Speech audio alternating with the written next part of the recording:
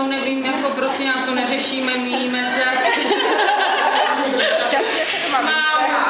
Mám 2 děti, chlapeček úspěšně nastoupil na průmyslovku do Břeclavě a elektrotechniku holčička má 14, no tak strašně jsou to pubertáci, exoti, hnusní a chánti jsou tě. Proto ve školce nedělá. Takhle zblízky. Dělala jsem asistentku jako 1 rok, že na Lukáškovi, že ve Strátnici, ale mě to opustilo.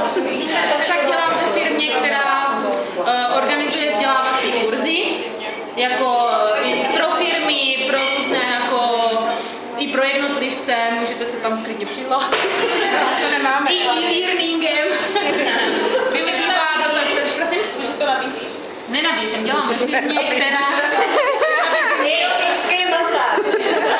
Já bych fakt to neměla. Ne, dělám ve firmě, která pořádá kurzy vzdělávací. To je prostě pro mě. A čo nikdy neděkuji. Kdyby si chtěla dělat kadeřnický třeba, nebo nějaký jako... Vidíš to jo, obě doleva, jako fakt nevím. Nebo kuchař číšní, můžeš si udělat. Většinu to, jako ty kurzy, většinou jsou pořádané z evropských fondů strukturálních, já se starám, koordinuju takové, jakože... Koordinujte to.